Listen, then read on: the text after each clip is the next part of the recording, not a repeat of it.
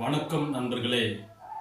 இப்பொழுது பார்த்து கொண்டே இருப்பது ஹெர்பல் ஃபேஸ் கேர் பேக். அதாவது மை V3 ஸ்டோரில் போயிட்டு நான் வாங்கினேன்.